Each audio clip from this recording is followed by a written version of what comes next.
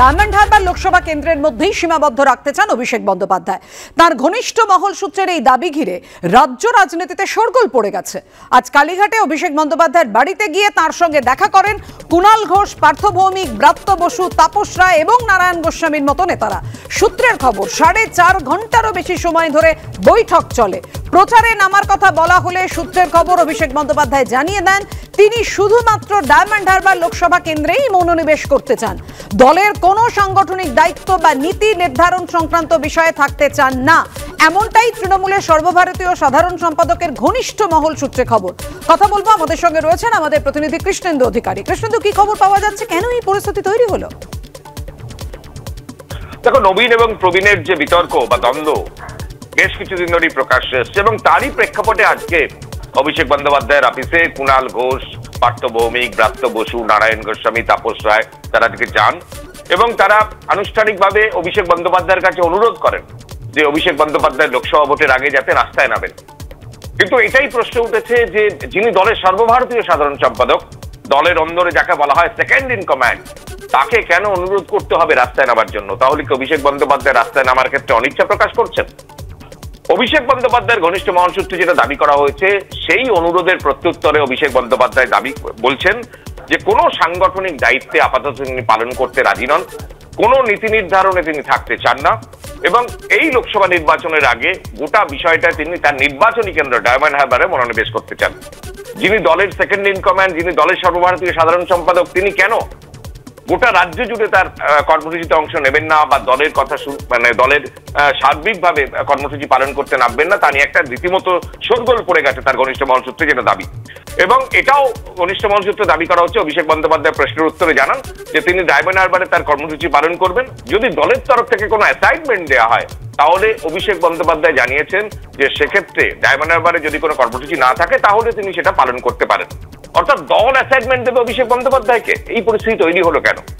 এটা নিয়েই শোরগোল পড়ে গেছে রাজ্য রাজনীতিতে, যেটা তৃণমূলের অভিষেক বন্দ্যোপাধ্যায়ের ঘনিষ্ঠ মহল সূত্রে দাবি করা হচ্ছে যে 100 দিনের কাজের যে বকেয়া আদায়ের যে আন্দোলন অভিষেক বন্দ্যোপাধ্যায়ের নেতৃত্বে শুরু হয়েছিল দিল্লি থেকে রাজভবনের বাইরে পর্যন্ত, সেই আন্দোলন মাঝপথে থামিয়ে দেওয়া নিয়ে একটা ক্ষোভ তৈরি হয়েছে দলের অন্দরে এবং বহু প্রকল্প, রাজ্যের প্রকল্প, এই প্রকল্প পরিচালনার ক্ষেত্রে বা ইমপ্লিমেন্ট বা প্রয়োগের ক্ষেত্রে প্রশাসনের একটা অংশ থেকে যেভাবে অসহযোগিতা হচ্ছে তা নিয়েও ক্ষোভ শুরু হয়েছে এবং সব মিলিয়ে অভিষেক বন্দ্যোপাধ্যায় সার্বিক পরিচালনার ক্ষেত্রে তিনি একটা অসন্তোষ প্রকাশ করেছেন।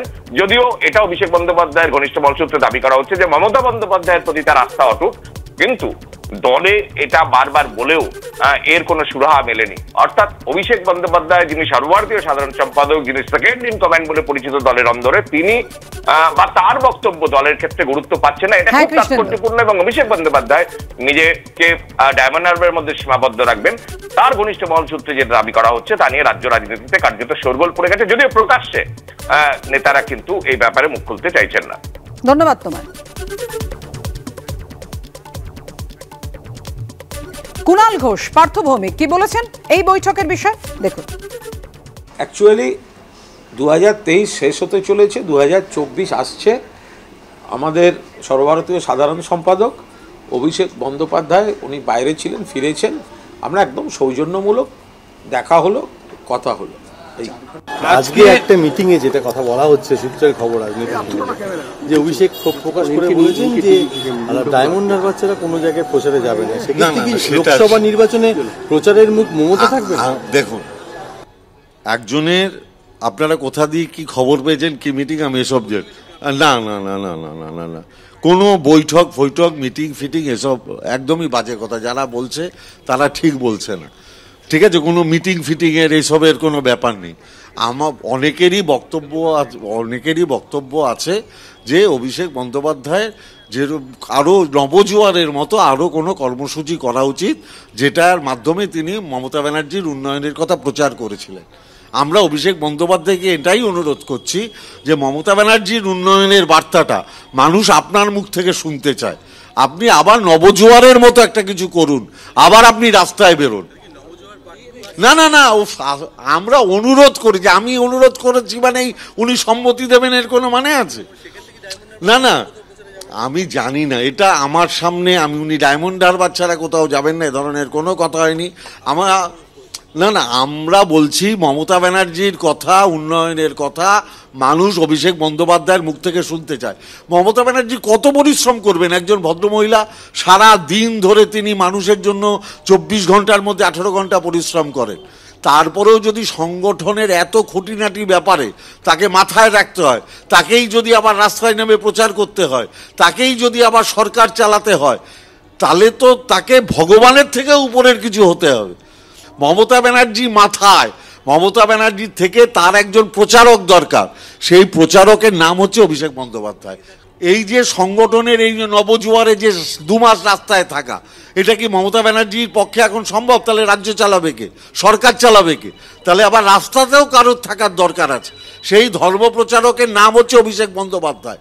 আমরা অনুরোধ করছি, এই যে যদি আপনাদের মাধ্যমেও ওনার কানে খবর পৌঁছয়, আমি ব্যক্তিগতভাবে বলছি, আমি অনুরোধ করছি ওনার রাস্তায় নামা দরকার। মমতা ব্যানার্জির উন্নয়নের কথা মানুষ অভিষেক বন্দ্যোপাধ্যায়ের মুখ থেকে শুনতে চায়। আমাদের কাছে মমতা বন্দ্যোপাধ্যায়, নবীন প্রবীণ নিয়ে কোনো দ্বন্দ্ব নেই।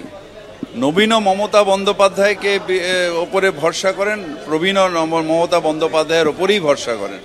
সুতরাং এটার মধ্যে কোনো দ্বন্দ্ব নেই, কারণ আমাদের নেত্রীর নাম মমতা বন্দ্যোপাধ্যায়। যার আদর্শ, যার চিন্তাভাবনা, যাকে দেখে আমরা অনুপ্রাণিত হই, যাকে নিয়ে আমরা রাজনীতি করি, তার নাম মমতা বন্দ্যোপাধ্যায়। এর মধ্যে কোনো দ্বন্দ্ব নেই। আমরা সবাই, না না, কিচ্ছু নেই। নব তৃণমূলও মমতা বন্দ্যোপাধ্যায় জিন্দাবাদ করে, পুরনো তৃণমূল মমতা বয়স বাড়ছে, যারা এখন ছোট হয়ে কালকে তাদেরও বয়স বাড়বে, তখনও তারা তৃণমূল করবে, তখনও মমতা বন্দ্যোপাধ্যায় জিন্দাবাদ বলবে। ঘনিষ্ঠ মহল সূত্রের যে দাবি ঘিরে রাজ্য রাজনীতিতে শোরগোল পড়ে গেছে যে আগামী ভোটযুদ্ধে নিজেকে ডায়মন্ড হারবার লোকসভা কেন্দ্রের মধ্যেই সীমাবদ্ধ রাখতে চান অভিষেক বন্দ্যোপাধ্যায়। এই নিয়ে বিরোধীদের কি বক্তব্য, কি বলেছেন রাজ্য বিজেপি মুখপাত্র শ্রমিক ভট্টাচার্য, কি বলেছেন সিপিএম এর কেন্দ্রীয় কমিটির সদস্য সুজন চক্রবর্তী, পরপর দেখুন। মানুষ তৃণমূল কংগ্রেসকে চিনেছে, মানুষের কাছে সমস্ত তৃণমূল কংগ্রেসের নেতা, নেত্রী, মন্ত্রী, মন্ত্রী সবাই এক। যিনি প্রত্যেক নির্বাচনে সামনে দাঁড়িয়ে বলেন আমি 294টা কেন্দ্রের প্রার্থী, আমি 42টা কেন্দ্রের প্রার্থী, তিনি একা দলকে নেতৃত্ব দেন এবং যার কারণে তৃণমূল কংগ্রেস আজকে তৃতীয়বারের জন্য ক্ষমতায় এসছে বলে তৃণমূল কংগ্রেস দাবি করে। তিনি তো প্রতিদিনই কোনো না কোনো ভাবে চ্যালেঞ্জ হচ্ছে, তার অথরিটিকে চ্যালেঞ্জ করা হচ্ছে। সুতরাং এই ধরনের আঞ্চলিক পরিবারতান্ত্রিক রাজনৈতিক দলে এগুলো ঘটে থাকে। উত্তরপ্রদেশে হয়েছে মুলায়ম সিং পরিবারে, ঠাকরের পরিবারে হয়েছে, শরদ পাওয়ারের পরিবারে হয়েছে, এটা হতে থাকে। এটাই রাষ্ট্রবিজ্ঞানের নিয়ম এবং এটাই কালের পরিণতি। নবীন প্রবীণ দ্বন্দ্ব নাকি ভাগাভাগির লড়াই, নাকি ক্ষমতা কার বেশি থাকবে, এ তো তৃণমূলে অবধারিত, সবসময়ের জন্যই এটা চলছে এবং এটা চলবেও বটে। যেহেতু অভিষেক ব্যানার্জি সহ এদের সব অপরাধ কার্যত ধরা পড়ে গেছে, এখন যদি বাঁচতে হয় তাহলে দিল্লি পায়ে একেবারে ঝাঁপ দিয়ে পড়তে হবে। দিল্লির কাছে গুটবুকে থাকতে গেলে যতগুলো যা দিল্লি চায় তাই দিয়েই দেবতাকে তুষ্ট করার মনোভাবে ভাইপো চলছেন বলে তিনি রাজ্য ছেড়ে এখন ডায়মন্ড হারবারে এবং কিভাবে কি মেরামত করবেন আসন দিক আর যাই দিক 100 ভাগ মেরামত করতে রাজি, 100 ভাগ কম্প্রোমাইজ করতে রাজি, যতগুলো লোকসভা সিট দিতে রাজি ভাইপো, বেশি অতটা রাজি হচ্ছে না।